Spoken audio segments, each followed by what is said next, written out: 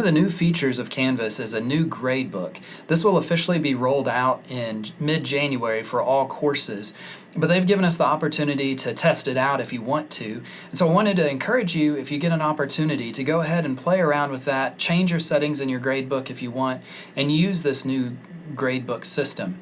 It's more user-friendly and allows you to do a few more things with your classes and some different settings that may help you as you navigate the process, just a little bit more user-friendly. So I want to give you some training on how to enable this and then how to utilize it.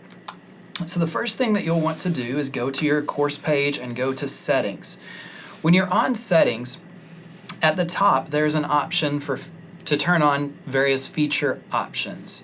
If you haven't looked at this, you should, and see if there's any of these that you want to enable. But you'll see midway down is one that's labeled New Gradebook. We want to enable that, and that will adjust our gradebook for this course.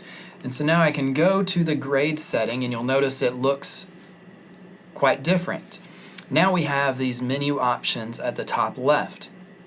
And clicking each one of these will give you various ways of filtering data and give you new options that may not have been there in the past. And so I want to highlight what those are. First, you can click on the gradebook and you can see that it gives you an option for learning mastery. The old gradebook did this as well if you had it turned on. This corresponds to your outcomes if you have outcomes tied to your course. You can look at another video to review how to do that if you want to track outcomes in your course or in your program.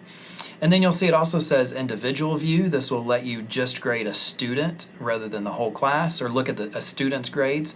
And then you'll see it says gradebook history. This gives you a history of what changes have been made throughout the gradebook in that course. The next option are your views.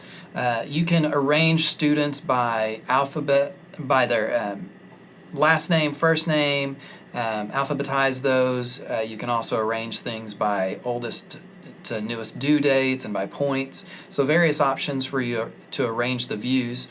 Filters, this is a helpful one.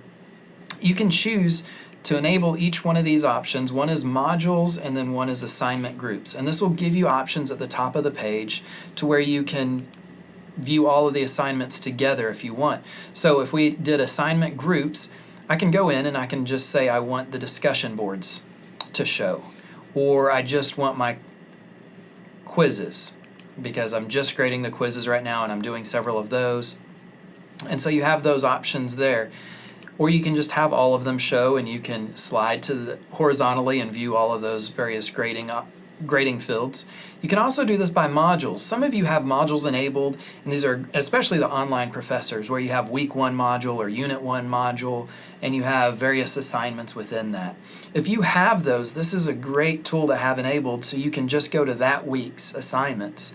I know often I have my grades categorized by quizzes, and then I have my assignments, but then I have those within a particular week. And it's sometimes frustrating to scroll all the way to the right to get to maybe where the quiz shows up when the assignment's on the left side of the grade book.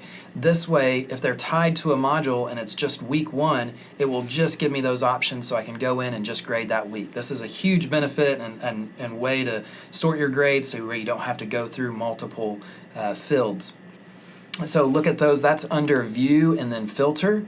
You can also enable your statuses, where if assignments are late, it will highlight them in a particular color. You can change these colors by clicking on the vertical dots and choose what you want and hit Apply, and those will be put in there. You can see some of these. If I put all my modules in here, you can see on the right some of these are colored.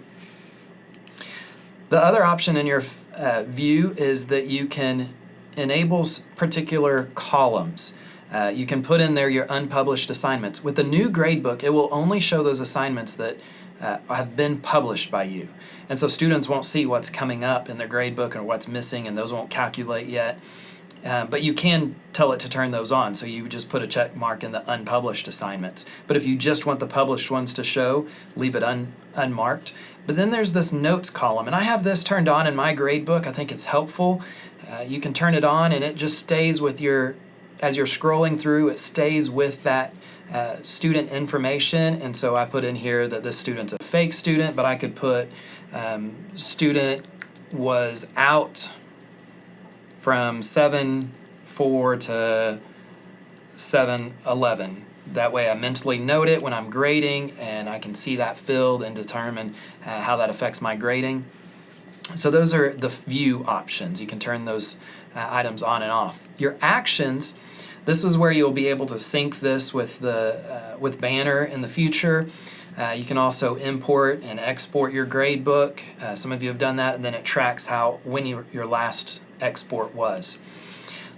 Then those are your options on the left side of the menu. You have on the right side some helpful features that haven't been there before by clicking on the settings for your gradebook.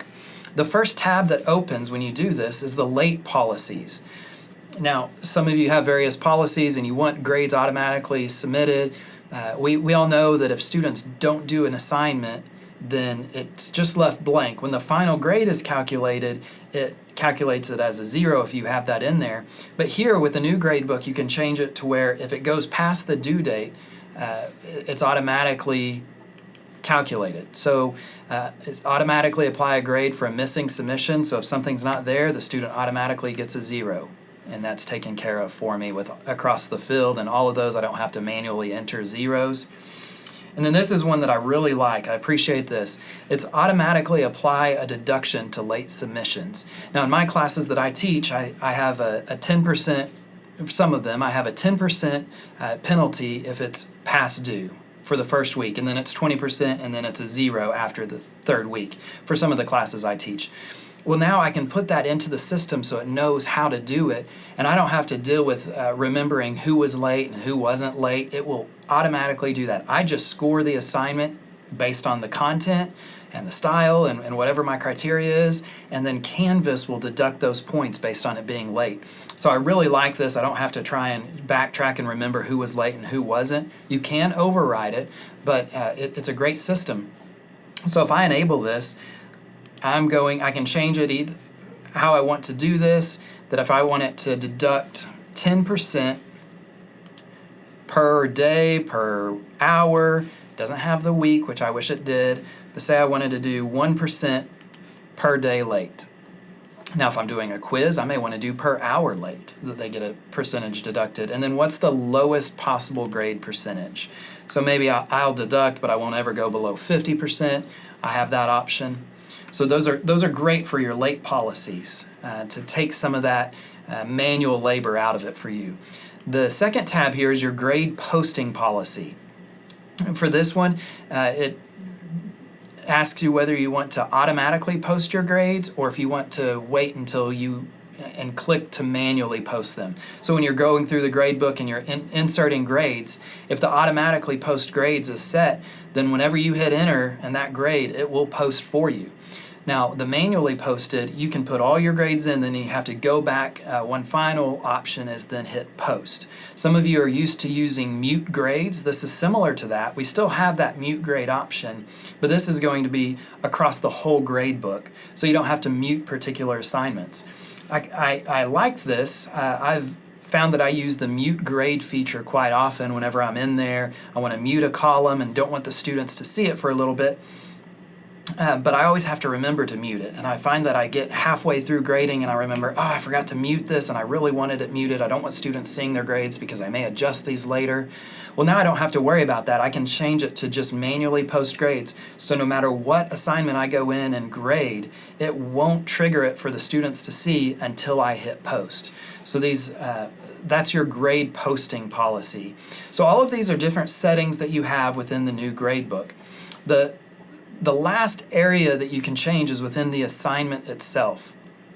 And there's the vertical dots there that you can change those to sort by lowest to high, anyone missing, any of the late ones. So I can just go in and click and it will show me just those people that are missing an assignment. I don't have to go through 50 names to see where there's a missing grade. I can just sort it by that. That's great. Same thing for late assignments. I can also message students directly from this who are maybe missing an assignment, haven't submitted something, or it's late, or they scored below a certain grade. I love this feature within Canvas that if they scored below a 50, I can automatically message all of them and say, hey, you struggled on this, do you want to redo it? Or you did really poorly on this, please come see me for tutoring, something like that. So you can message those students as a group without having to go in and type each one of their names in. You can curve the grades here if you want it to automatically curve all of these or to set a default grade. Those are options. You can enter the grade as a percentage versus points, which is a little bit different. And then you can go to that grade posting policy that we saw before. Now, there is also the option on some of these. For that particular assignment, it wasn't there. But for some of my written assignments, I have this set where, let me go to one of those, where I can hide or post the grade. Here you see that there's an I with a slash through it. That means that the students cannot see that. So I can go in and I can hit post grade. And I can change it, and where everyone is graded, or everyone's grade is posted, or just those students that I've finished grading, that theirs are posted. So here I can hit post to everyone. It'll take it a few seconds, and then it'll post them all. And then I can do the same thing and go in and hide those grades if I want to do that. I can also go and download all the submissions from here, and I can still go to Speed Grader within each one of these by clicking the arrow just as I did before. So, and then there's some late deductions and some various options that you can see. So hopefully this new gradebook is something that you'll utilize some of the features on. It'll be beneficial to you. And the last thing I want to note is that it does give you a test student field. So some of you have a test student enabled in your settings, and this is something that you can go in and you can see what that student does. You can submit assignments as that test student, and so this will actually show in your gradebook, but it won't be calculated in any of your total scores. It won't mess with banner or anything like that. So hopefully this was beneficial to you. If you have any questions setting up this new gradebook or wondering about the features, be sure to let me know, and I'll be happy to address those. And any other future issues, let me know, and I'll try and navigate those and make some videos and tutorials. Thanks, and have a great day.